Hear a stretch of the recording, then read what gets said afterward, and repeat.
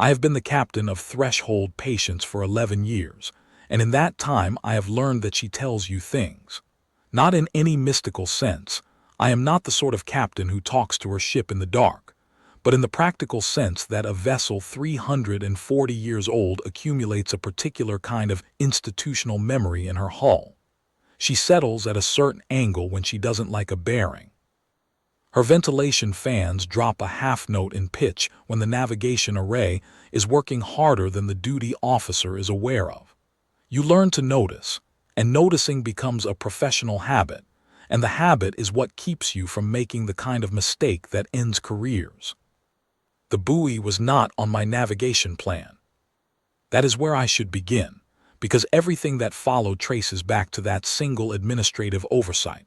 Not mine, not my crew's, but Earth's own. A decommissioned signal relay buoy, catalog number ERS buoy 7741 Delta, listed in the pre-diaspora network records as permanently silent, that had been drifting in the outer Veth shipping corridor for 341 years without anyone aboard and without anyone particularly noticing. The Veth corridor is not a busy lane. It connects the outer rim of the Ethon Compact's old trade sphere to a pair of unremarkable gas giants that nobody has bothered to formally claim.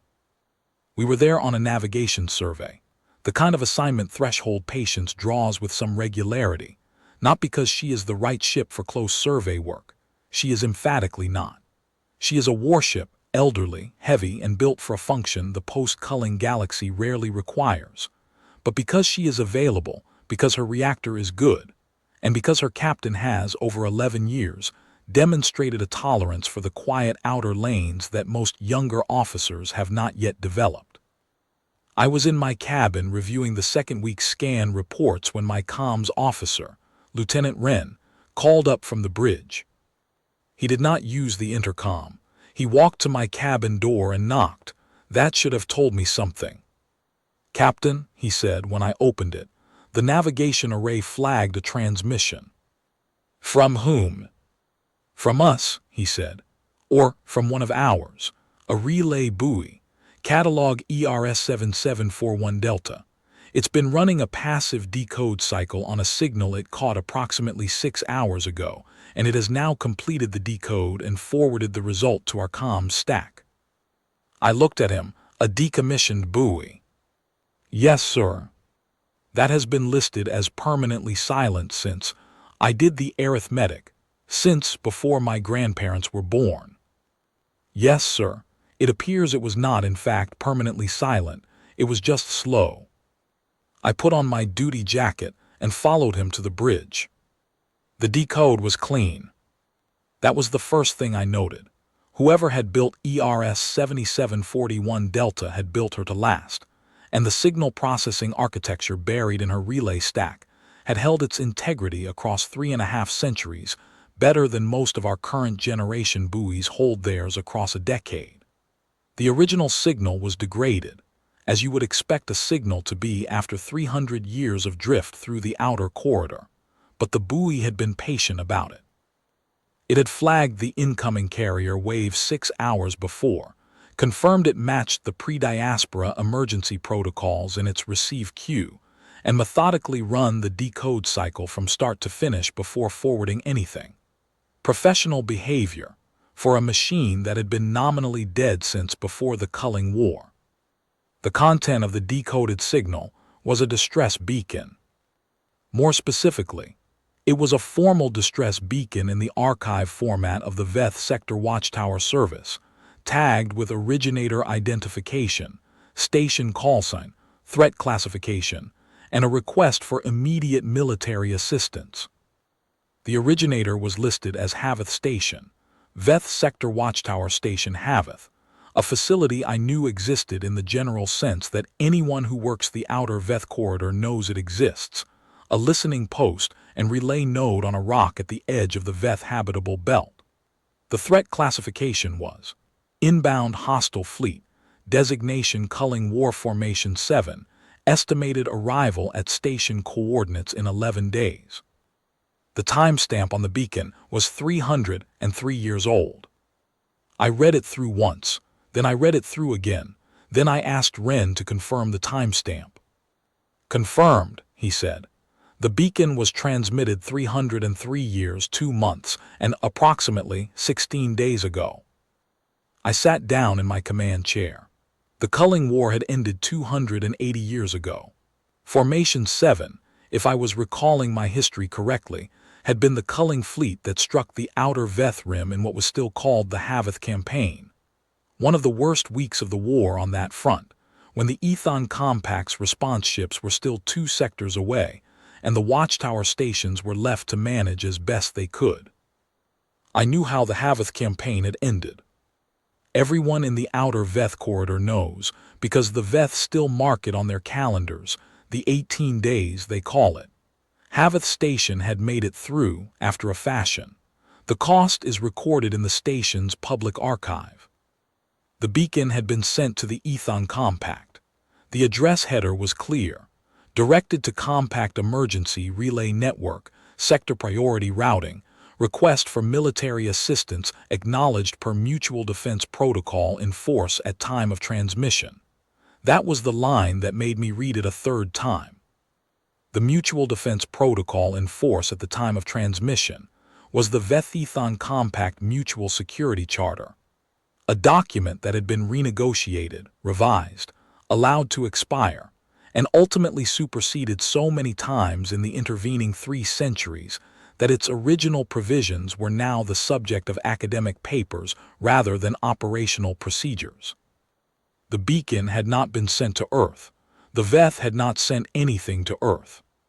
The Veth Sector Watchtower Service almost certainly did not know that a pre-diaspora Earth relay buoy was drifting in their outer corridor 300 years ago, and I am reasonably confident that whoever designed ERS 7741 Delta did not anticipate that it would, 3 centuries after its listed decommission date, intercept a distress beacon addressed to someone else, patiently decode it, and deliver it to a passing Earth warship as though no time had passed at all. But that is what had happened. I looked at my navigation chart. Haveth Station was 4 hours away at standard transit. Get me the station's current operational status, I said. Already pulled it, Wren said. He was good at his job. He handed me the data tablet. Haveth Station. Currently active, 1 warden rotation, Warden Selleck, 9-year posting. Station is listed as operational but non-critical. There is a notation on the commercial registry, sir. A salvage and decommission claim filed 18 months ago by a consortium called Veth Outer Works. A salvage claim on a functioning station.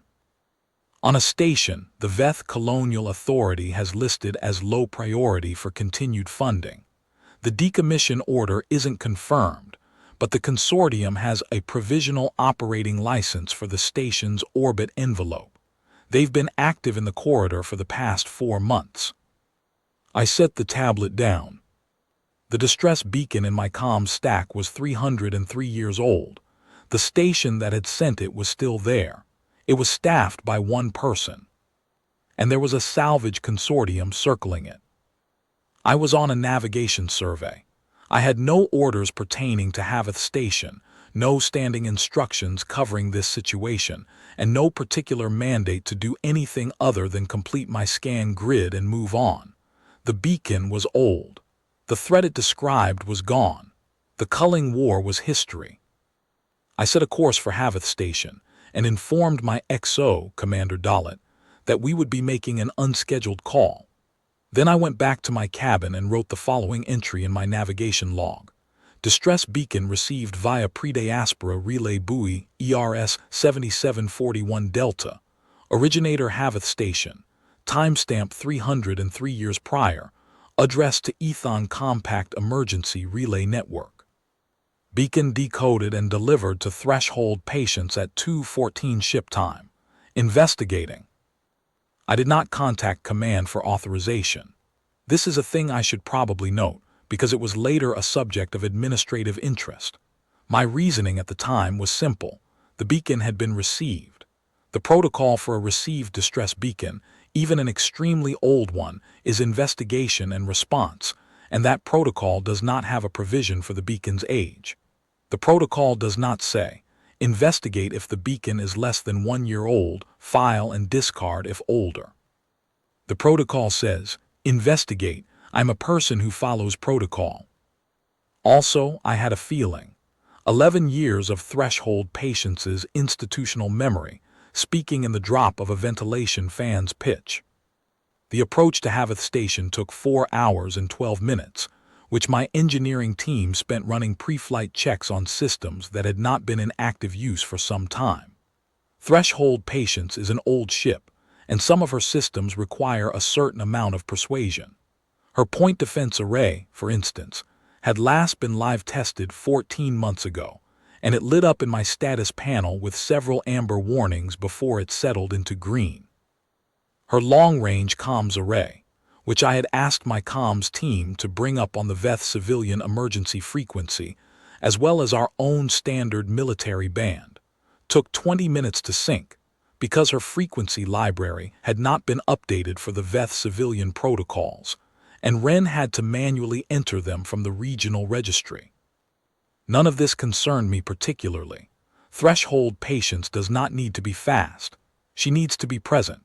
She was built for that in the generation of warships that followed the post-culling expansion, when Earth's military planners had decided that the thing the culling war had most demonstrated was the value of persistent, long-range presence in the outer corridors.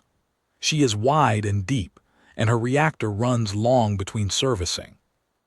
She carries enough supplies to operate independently for 18 months. She has never been fast and was never intended to be fast. What she was intended to be is still there when you need her, and in that one respect she has never disappointed me. I had briefed my XO, Commander Dalit, during the first hour of the approach. He is a calm man, Dalit, younger than me, less time in the outer corridors but not uncertain, which is the quality I have found matters most when a situation has no obvious protocol fit. He had listened to the beacon, read the headers, done the arithmetic on the timestamp, and then asked 2 questions: whether command had been notified and whether we had a legal basis for an investigative call.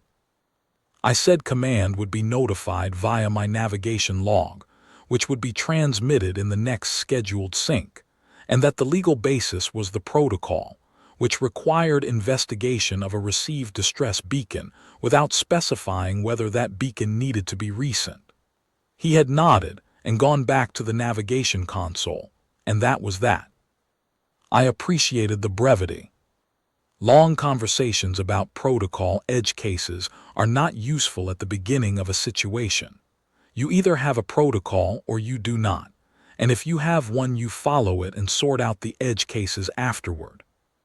We picked up the station on visual at approximately 90 minutes out.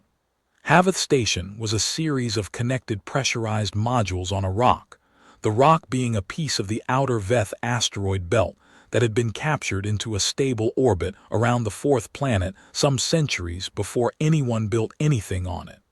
The station was not large. From 90 minutes distance it was a smear of light on the scan screen, and only as we closed did it resolve into its actual shape. The Central Operations Module, a pair of dormitory extensions, a comms tower that was considerably newer than the rest of the station. The original, I knew from the historical record, had been destroyed during the Haveth campaign, and a cargo bay that appeared to be functioning as a greenhouse based on the thermal signature. There was one other vessel in the station's orbit envelope. It was a large industrial ship, heavy-framed, carrying crane equipment, and the kind of modular cutting hardware you associate with commercial salvage operations. It was running dark and slow in what I recognized as a standard holding pattern. Not working, waiting. "Hail them," I said. Ren opened the commercial frequency. "Unknown vessel in Haveth Station orbit, this is ECS Threshold Patience, Earth Colonial Survey, requesting your operating license and registry confirmation. Please respond." There was a pause.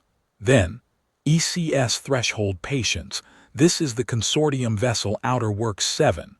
We hold a provisional operating license for this orbit envelope, filed with the Veth Colonial Authority 18 months ago. We are conducting pre-assessment survey operations within the terms of our license. Understood, Outer Works 7. Please hold your current position while we conduct our business at Haveth Station. I will want to review your license documentation before you resume operations.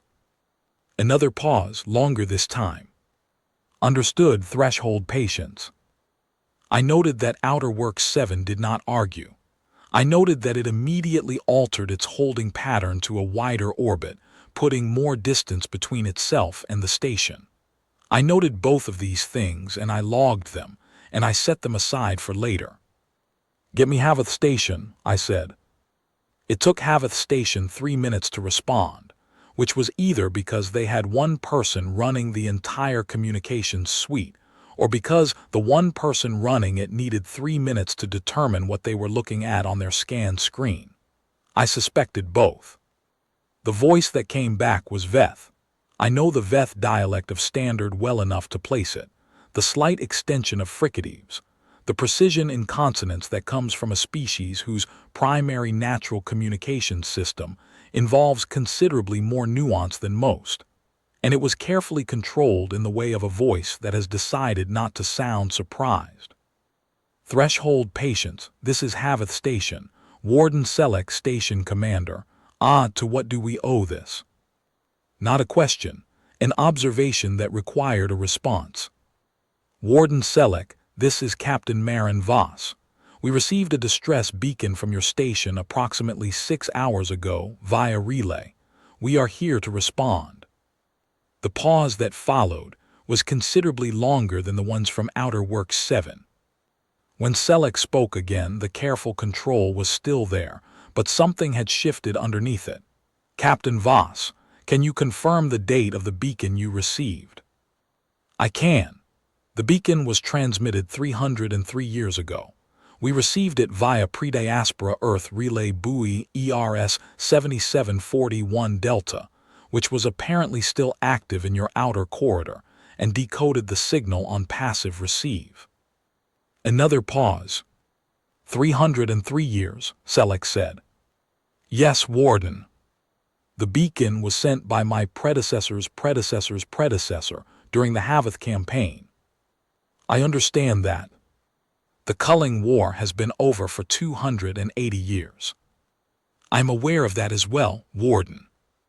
There was a silence that felt less like a communications delay and more like a human, or, I suppose, a Veth, sitting in a room and looking at a piece of information they had no existing category for. I have felt that silence from the other side, once or twice in my career. It is a particular kind of quiet. Captain Voss, Selleck said eventually.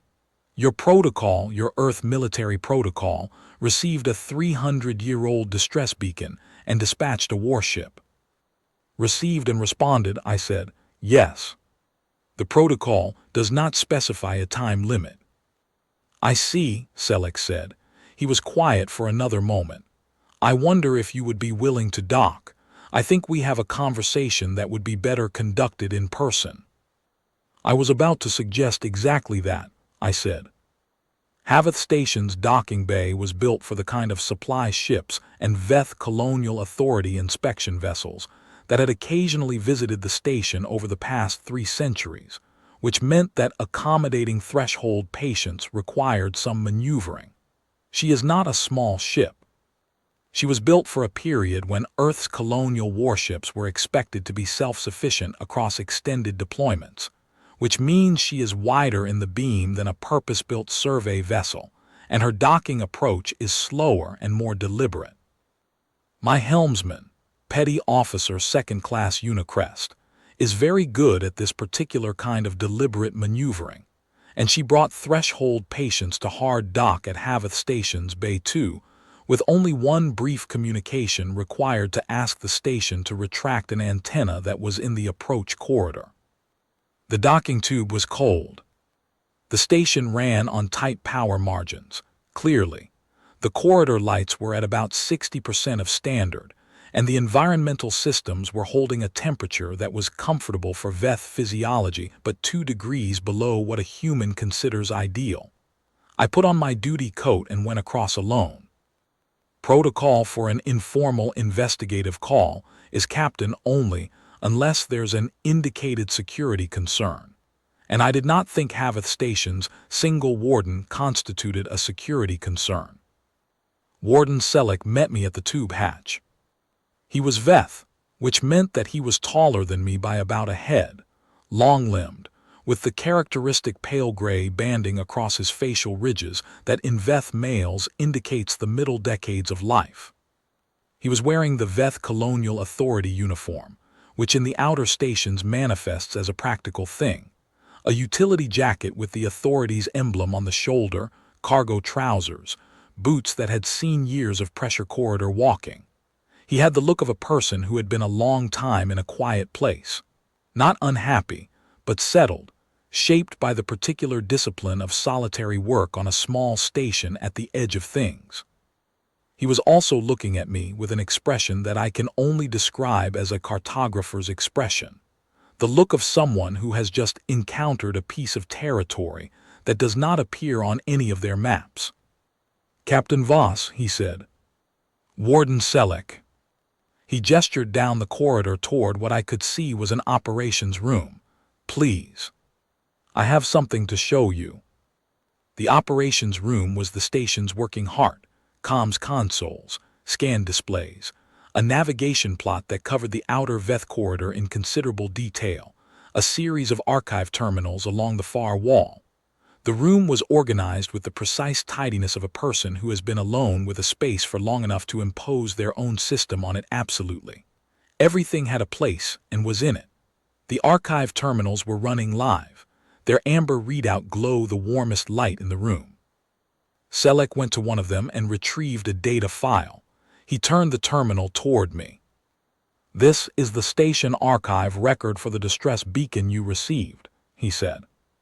The original transmission log, filed by Watch Commander Orville Thass on the 41st day of the Haveth campaign. The beacon was sent at 7:30 station time. Compact emergency relay, priority 1 military routing. The record includes the confirmation of transmission and the notation that a response was expected within 11 days. I read the log entry. Watch Commander Thass had been brief and professional. Signal transmitted, confirmation received from the relay network, watch continuing. The entry beneath it, a day later, recorded that the expected response from the compact had not arrived. The entry after that recorded the beginning of the culling fleet's close approach phase. And then the archive entries became much shorter and much more urgent, and then they stopped for 18 days, and when they resumed, they were in a different handwriting. "Warden Illa Sane," Selleck said quietly, looking over my shoulder. "My predecessor's predecessor's predecessor. She was the senior surviving crew member when the Haveth campaign ended. She restarted the archive on day 19. I read Warden Sane's first restarted entry. It was 4 lines. It described what had survived and what had not, and it did so in the same brief, professional register as Watch Commander Thass's final entry, and I found it very difficult to read. Not because it was graphic, it was not, but because it was precise, and precision in that kind of accounting has a weight that emotion does not. "The Compact's response ships arrived 3 weeks after the Haveth campaign ended," Selleck said. "They had been rerouted to a different front. The beacon was presumably lost in transit. The relay network was not in good condition during the war. It was assumed to have been lost." He paused.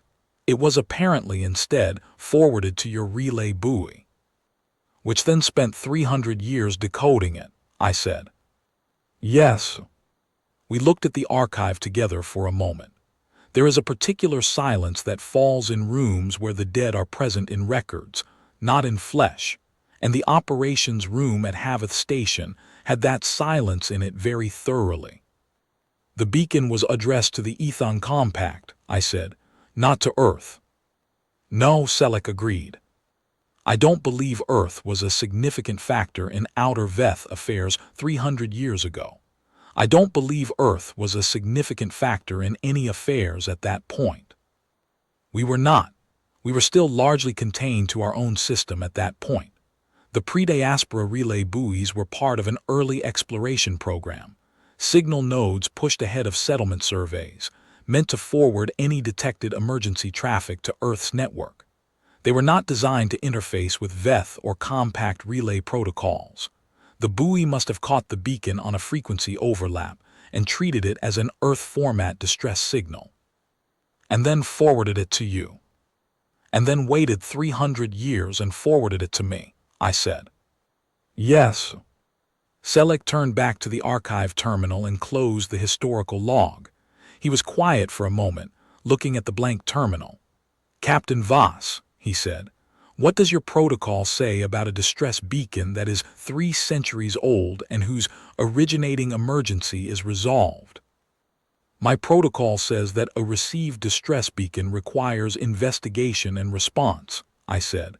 I have investigated. I am now in the process of responding. The emergency that generated the beacon no longer exists. That is correct. The culling fleet that was 11 days away when the beacon was sent has been gone for nearly 3 centuries. That is also correct. So your response, he stopped and started again. I am trying to understand what you believe your response is responding to. I had thought about this question on the 4-hour approach, which is probably why I had an answer ready. The beacon recorded a station in distress, I said. The distress took a particular form, a hostile fleet inbound, a request for military assistance, a station operating alone. That specific form of distress has concluded, but the record still exists. I looked at the scan screens, which showed Outer Works 7 in its now wider holding pattern.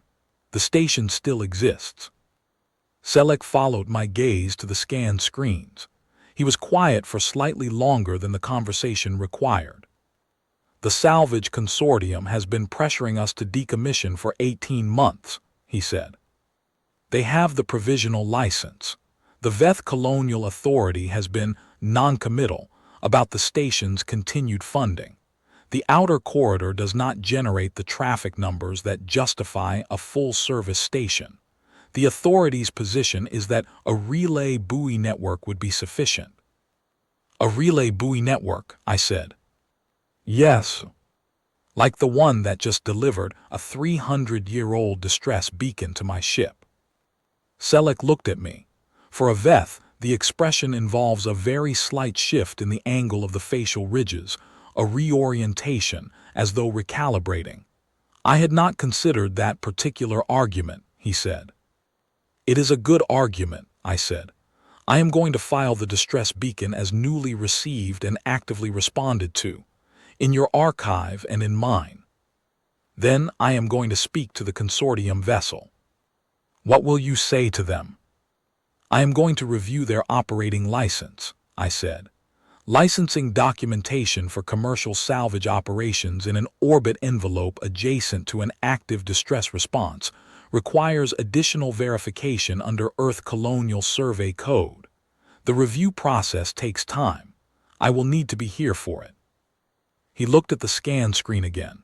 Outer Works 7 had made no move toward the station since I had asked it to hold. How much time? Selleck said. Long enough, I said. And while I am here, I'd like to review the beacon's transmission record with your archive in detail. I want to understand how ERS 7741 Delta received it, and what the frequency overlap parameters were. It may be that there are other signals in that buoy's receive buffer that we have not yet decoded. The station has a full communications archive, Selleck said. Everything sent and received in 300 years. If your buoy was receiving on the outer corridor frequencies during that period, there may be, I would not know what might be there. Nor would I said. That is why I want to look. He studied me for a moment. Captain Voss, he said, Earth received our distress beacon 3 centuries late, via a relay system no one knew was still active, through a frequency overlap that was apparently an accident of signal physics. Your ship was in our corridor by coincidence. You have no orders to be here. The emergency the beacon described no longer exists. That is an accurate summary of the situation, I said. And your position is that you are here because the protocol requires a response. My position is that the protocol requires a response, I said, and that the protocol in this case happens to be correct. I spent 3 days at Haveth Station, which was not the longest 3 days of my career, but were among the most methodical. My comms team, led by Wren and supported by Threshold Patience's 3-person signals division, worked with Selec's archive records to map ERS 7741 Delta's receive history against the station's own transmission log. It was the kind of work that looks, from the outside, like people sitting very quietly in front of screens. And it is in fact exactly that, with the addition of a great deal of careful annotation and a great deal of cross-referencing against records that had been filed on different systems, in different formats, by different species, across different centuries. The first day was logistics. Wren established a direct link between Threshold Patience's signals suite and Haveth Station's archive terminals, a connection that required 3 hours to negotiate because the station's hardware was old enough that its communication protocols were not quite current generation, and because Selec was methodical about data security in the way that solo wardens are, because they have been the only custodian of their data for long enough to take it personally. By late afternoon, we had the link stable, and my signals division began pulling the buoy's full receive log into our working buffer. The second day was analysis. ERS 7741 Delta's log went back 320 years. It did not have records from its first 2 decades, which had apparently been lost in a firmware reset at some point during the early post-diaspora period. And in those 320 years, it had flagged incoming signals on 43 separate occasions. Most of these were ambient noise events that the buoy's signal recognition architecture had assessed as potentially significant before completing its analysis and discarding them. 7 were partial signals. 5 were complete. The buoy had been attempting to decode all of them, in the slow, thorough way of systems that have no concept of deadline and no competing priorities, for as long as they had been in the buffer. What they found, by the middle of the second day, was that ERS 7741 Delta had been receiving on the outer Veth corridor frequencies for at least a century before it caught the Haveth distress beacon. The buoy's receive architecture had been designed to capture any signal on the pre-diaspora emergency frequencies, a broad standard that, 3 centuries ago, had been Earth's best effort at building an interoperable emergency network before we fully understood the signal physics of the outer corridor. The overlap with Veth relay protocols was not by design, but the pre-diaspora engineers had built the receive window wide enough that the overlap caught Veth traffic that happened to fall within range. In the buoy's buffer, behind the Haveth beacon, there were fragments of 41 other signals. Most were unreadable, degraded over too many years, or in a format that the buoy's decode architecture could not reconstruct. 11 were partial. 5 were complete. Of the 5 complete signals, 2 were records of ordinary traffic, a supply schedule from a pre-culling compact relay station, a navigational advisory from a Veth outer corridor pilot. 1 was a piece of a scientific survey transmission that had been sent on an experimental frequency during the early survey years. 1 was a formal communication between 2 Veth merchant houses that was, when decrypted, a price negotiation for a commodity that had not been commercially significant for at least 150 years. The 5th one was a second distress signal. It was newer than the Haveth beacon, newer by a considerable margin. It had been transmitted 81 years ago from a Veth trading station called Outer Corval, which had been a functioning commercial hub in the outer belt before the trade route it served was rerouted following an Ethon compact territorial reorganization. The signal was a merchant emergency beacon, not a military call, no hostile fleet involved, requesting assistance for a hull breach in the station's pressure module following an impact event. The signal had been sent on the civilian emergency frequency, which ERS 7741 Delta had apparently also been monitoring, and had lodged in the buoy's buffer behind the much older Haveth beacon. Outer Corval Station no longer existed. It had been officially decommissioned 63 years ago, after the trade route reroute made it economically unviable. The people who had been aboard it at the time of the hull breach had been evacuated. This was in the historical record, by a Veth Colonial Authority vessel that had responded through the standard commercial emergency network. The buoy's decoded beacon was, like the Haveth one, an emergency that had been resolved without us. But I read the record carefully, and I noted what the historical record said about the evacuation of Outer Corval Station.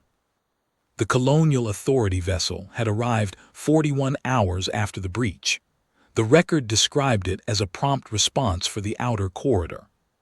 In 41 hours, a hull breach in a pressure module produces conditions that are not, by most standards, prompt enough. 11 people had died during the wait. I sat with that for a while in the station's operations room. Selleck had gone to his sleeping quarters. It was late in the station's night cycle, and I had the room to myself. The scan screen showed Outer Work 7 still in its wide holding pattern. It had been there for 2 days without any communication to the station other than the brief confirmation that it had received my request for documentation review. The documentation was being compiled. These things take time. I had not disputed this. I looked at the historical record for Outer Corval Station. 11 people, a hull breach, 41 hours. And somewhere in the outer corridor, drifting unnoticed, a pre-diaspora Earth relay buoy had been recording the distress call and quietly failing to decode it for 8 decades, until my comms team sat down and finished the job. This is not a thing you fix. I want to be clear about that, because I have found over the years that there is a temptation, when you are sitting in a room with an archive, to feel that the archive is asking you to correct it. It is not. 3 centuries of dead letters do not resurrect anyone, and the people of Outer Corval Station's pressure module died 81 years ago and are past help or harm from me or from threshold patience or from any action I can take in the present. The historical record is the historical record. You do not change it. You do not apologize for being late, because the apology is for you, not for them. What you can do is make sure the record is complete. I requested a full data pull from ERS 7741 Delta's buffer and queued all 47 partial, incomplete, and ambient flagged signals for transmission to Earth's Colonial Survey archive. Wren raised an eyebrow at the ambient flags. Those were almost certainly noise, and processing them would take his team time they could spend more usefully. I told him to queue them anyway. The buoy had kept them for a reason, or at least had kept them in the systematic way that machines without reasons keep things. They would go to the archive. Someone at the archive would determine their value, or would not determine it, and they would sit in the record and that would be sufficient. The complete signals I reviewed myself before transmitting them. The 5 I have described. 1 additional partial that resolved into something recognizable during my 3rd night analysis. A fragment of a Veth Colonial Authority navigational broadcast from approximately 120 years ago. The kind of routine positional update that the Authority had been transmitting on outer corridor frequencies for as long as they had operated in the region. It contained nothing remarkable. It was remarkable anyway to me, as evidence that the buoy had been listening to the corridor the whole time, not just for emergencies, not just for signals that matched the pre-diaspora emergency protocols, but for anything that fell within its receive window. Everything that had passed through the outer corridor in 3 centuries that the buoy could catch, it had caught. It had not known which of it mattered. It had kept all of it. I wrote up the survey report on the buoy and submitted it to command along with an administrative flag requesting that the pre-diaspora relay network's listed decommission records be cross-checked against actual buoy status throughout the Colonial Survey zone. My evidence was that the decommission records were not entirely reliable. ERS 7741 Delta was 1 data point. The pre-diaspora survey program had deployed over 4,000 relay buoys across a 200 light-year survey corridor in the century before the diaspora. The listing showed 3,900, and 8 of them as decommissioned. My administrative flag suggested verifying how many of those were decommissioned, in fact versus decommissioned in the paperwork only. Command acknowledged the flag. What they did with it I would learn later, in a communication that arrived 6 weeks after I left Havath Station, informing me that my flag had been assigned to the Colonial Survey Administrative Division, and that an initial spot check of the listed decommission records had found 11 additional buoys in the outer survey corridors that appeared to be operational. The spot check was ongoing. The buoys were being queried for buffer contents. In the morning, when Selleck came back to the operations room and found me at the archive terminal, he said nothing for a moment. He put on a kettle. He had a kettle. The station had a small kitchen that he clearly treated as seriously as the communications suite, and brought 2 cups to the terminal area. He set one in front of me. It was a Veth herb infusion, hot, slightly bitter, the kind of thing that outer corridor Veth warden culture runs on. "You found something else," he said. It was not a question. "We found several things," I said. "Nothing that changes what happens next, but things that should be in the record." He sat down across from me and looked at the archived signals queued for transmission. He read the outer Corval entry. He did not say anything for a while. "ERS 7741 Delta has been in the outer corridor for 341 years, he said finally. "In 341 years, no one retrieved its buffer." "It was listed as decommissioned," I said. "No one knew to retrieve it." "It was listening the entire time." "Yes." He wrapped his hands around the cup and looked at the terminal.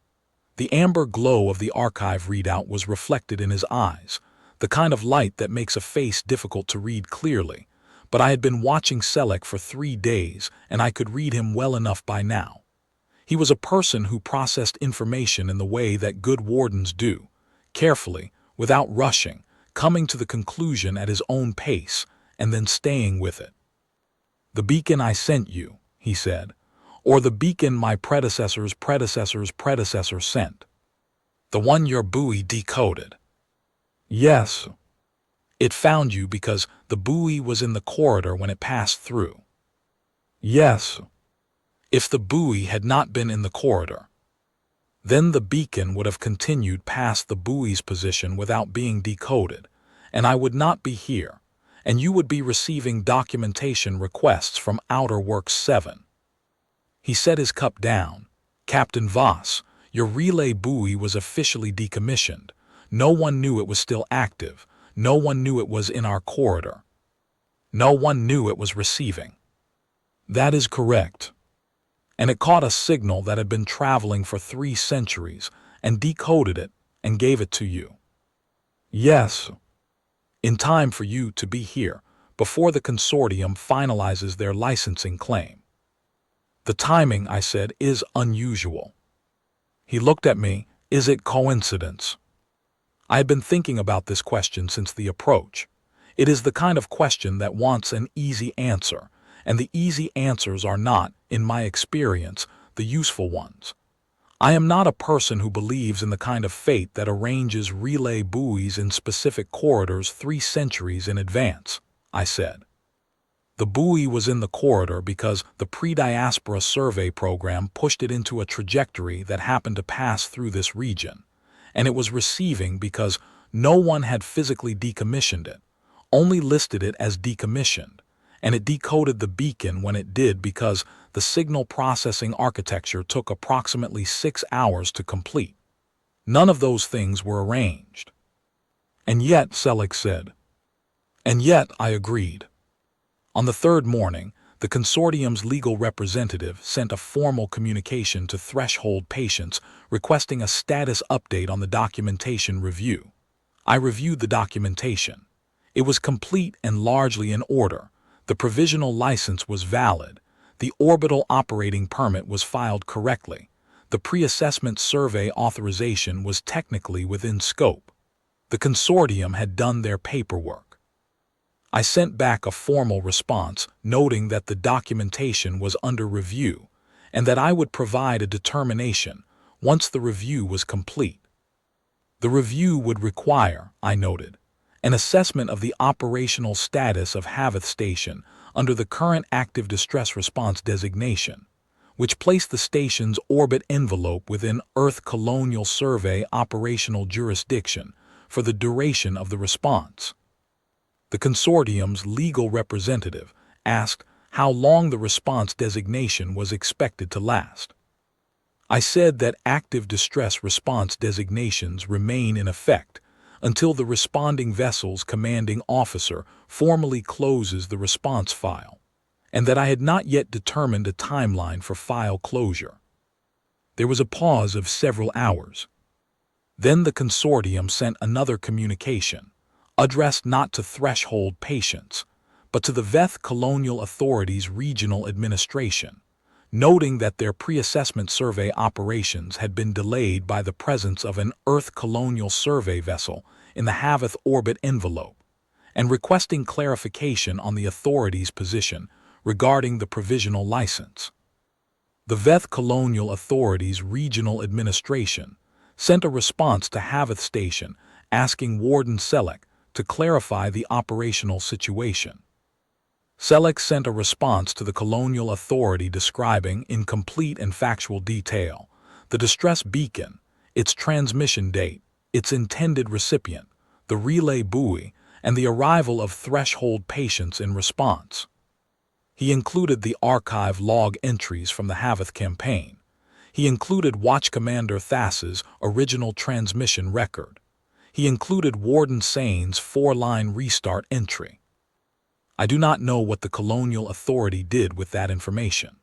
I can tell you what they sent back within 24 hours, which was a formal note to Outer Works 7 advising that the consortium's provisional operating license for the Havath Station orbit envelope was under administrative review pending resolution of the active distress response, and that no salvage or pre-assessment survey operations were authorized in the envelope during the review period.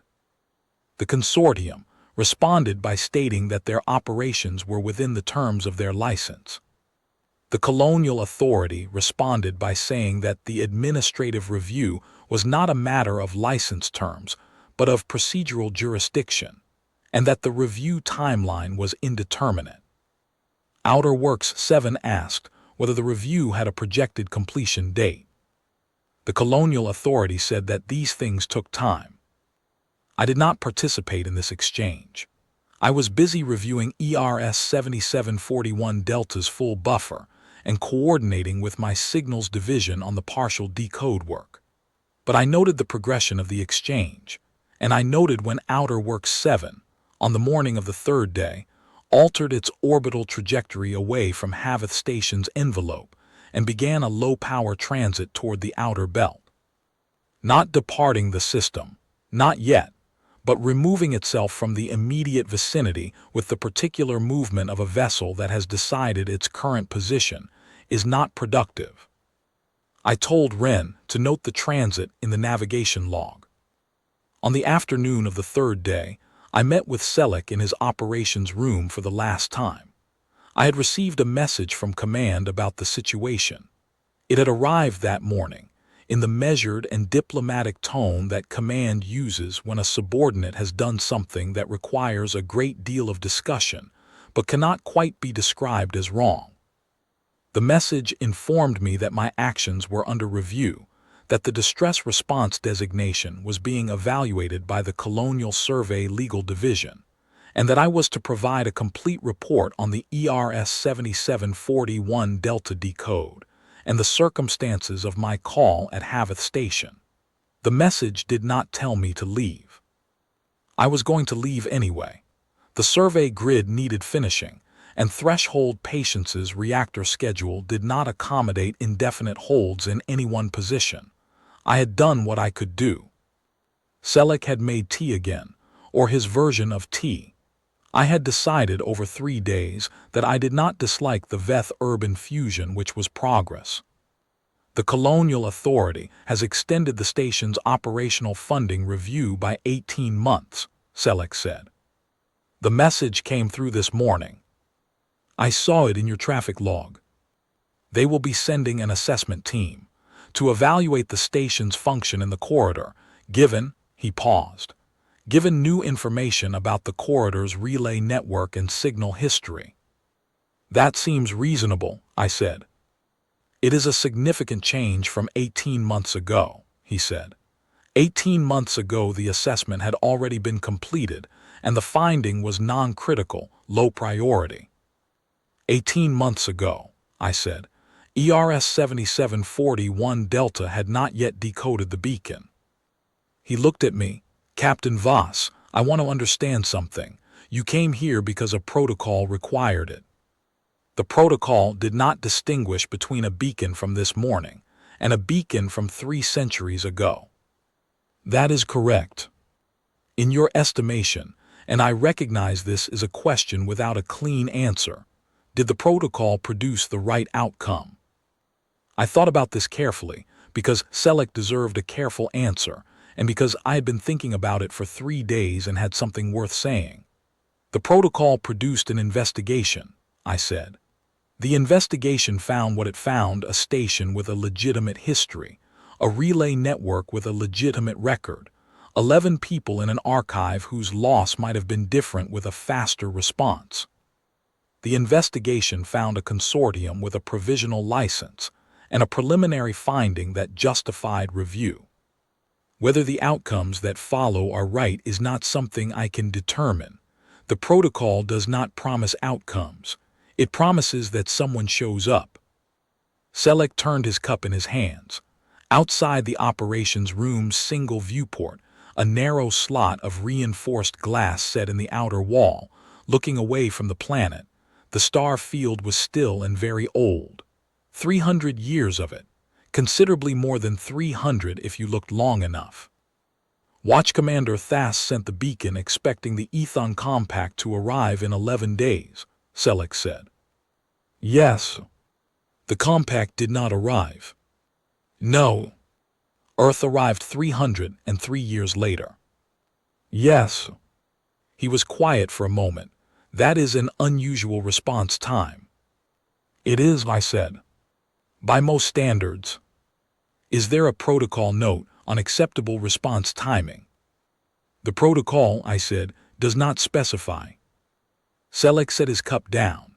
He looked at the operations room, at the archive terminals with their amber glow, at the comms consoles, at the navigation plot with threshold patience marked in her orbital position, and Outer Works 7 marked in its retreat toward the outer belt.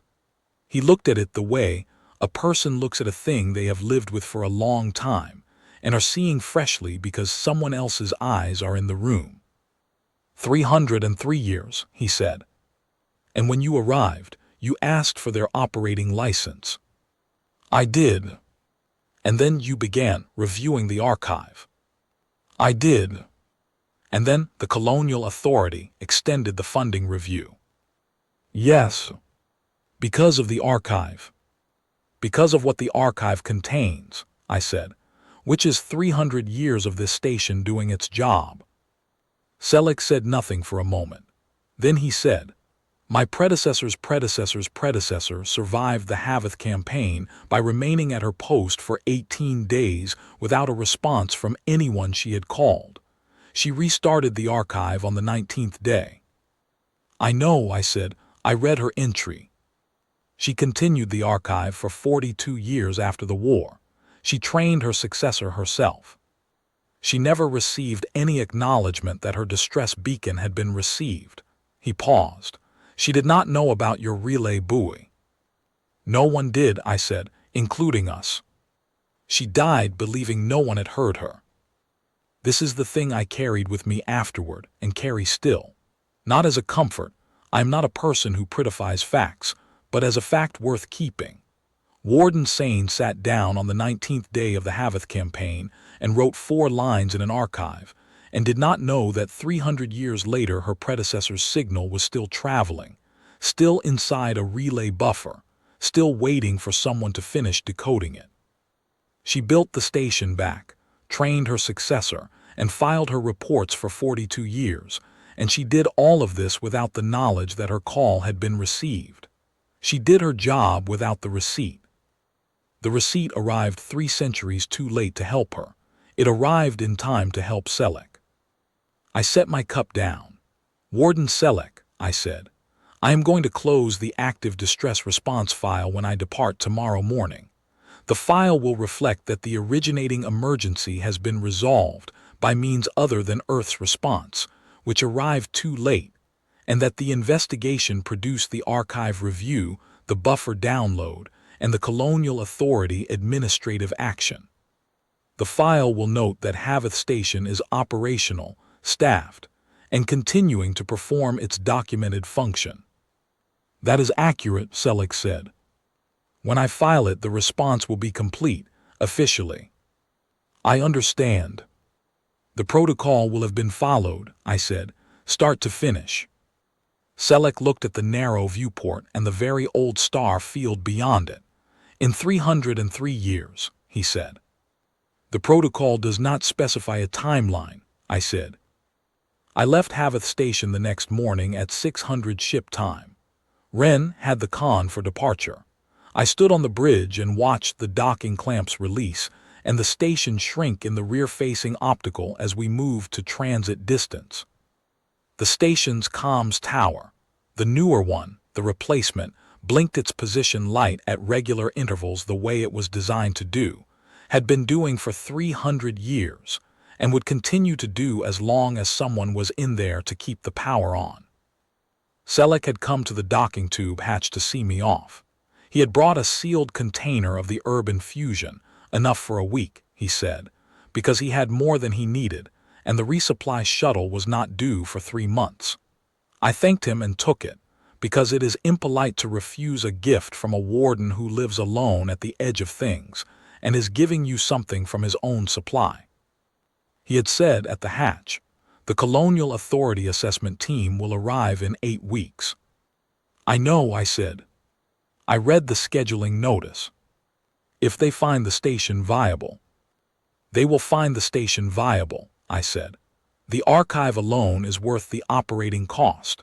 300 years of continuous outer corridor observation, every signal the station has transmitted and received in the original format. That is not something a relay buoy provides." He had looked at me for a moment. "You argued that case to the Colonial Authority." "I included it in my investigation report," I said.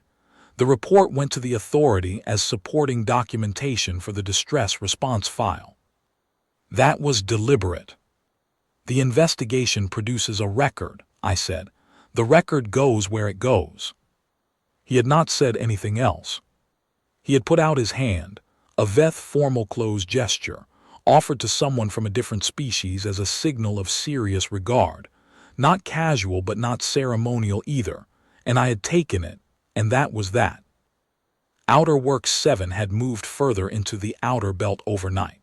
It had not departed the system, but it was no longer operating in Haveth's envelope, and the Colonial Authority administrative review meant it would not return to that position without a determination that the review did not seem, based on recent developments, to be producing quickly. I opened the distress response file on my command console and reviewed it one final time. Received, Distress Beacon, Haveth Station, timestamp 303 years prior. Decoded via ERS 7741 Delta, pre-diaspora relay buoy, outer Veth corridor. Investigated. Haveth Station operational, 1 warden rotation, history and archive reviewed, secondary signals in buoy buffer retrieved and forwarded to Earth Colonial Survey Archive. Response.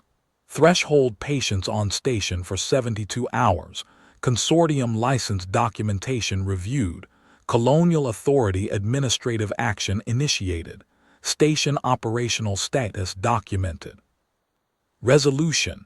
Originating emergency resolved by other means, preceding Earth's response by approximately 280 years. Current station status, operational. Current threat, resolved pending colonial authority review. Active distress response, closed. I typed the closure notation, added the date and my commanding officer's signature, and submitted the file to Command's queue. Then I set course for the survey grid's next waypoint and poured myself the coffee I had been waiting 3 days to have. Because Havath Station did not carry coffee, and I had not thought to bring any across when I docked, which was an oversight I would not repeat. Wren came to stand beside me with his own cup and looked at the navigation plot for a while. "Captain," he said, "a thought." "Lieutenant." ERS 7741 Delta. We decoded its buffer. We submitted everything to archive, but the buoy itself is still out there. It is. Still active. It appears so. Still receiving. The receive architecture is clearly functional, yes. He looked at the plot. Should we decommission it, formally, complete the paperwork from 300 years ago? I drank my coffee. It was very good coffee. I have always taken care about my coffee, and after 3 days of Veth Urban Fusion, it was a particularly fine cup. "No," I said. Wren looked at me. "File a status update," I said. "Active, receiving, operational." He was quiet for a moment. "If it picks up another signal." "Then it will decode it," I said, "and it will forward it to whoever is in range." That could be anyone, any Earth vessel in the corridor. Yes. They would receive a distress beacon with no context. They would have no idea what they were looking at. They would have what we had, I said, a distress beacon and a protocol. Wren looked at the navigation plot.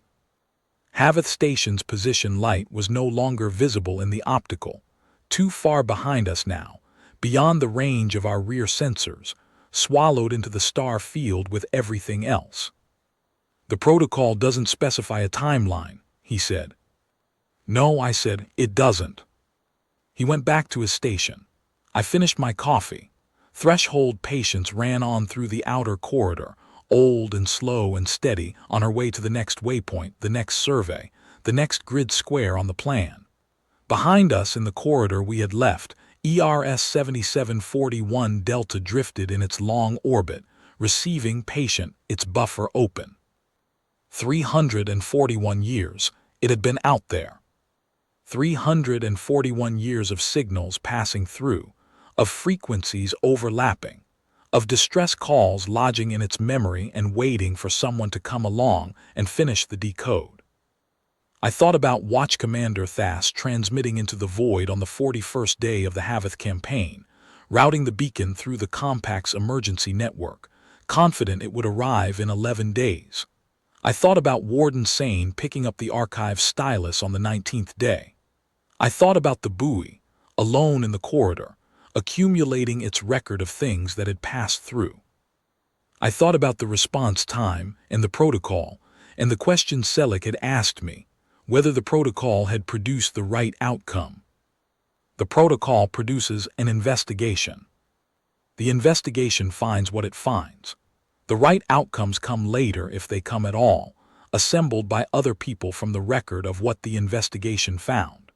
That is not a comfortable thing to say, and it is not the kind of thing that makes a good address to a memorial service. It is the truth as I have come to understand it in 11 years of commanding threshold patience through the outer corridors of the places Earth has been pushed into by the logic of its own history. Someone shows up, that is the protocol, the rest is subsequent. We had shown up, 72 hours at a station that had been waiting in a sense for 3 centuries. The Havath Campaign Warden's archive was in Earth's colonial survey records now. The buffer was empty. The file was closed. I poured a second cup of coffee because I had earned it and went back to work.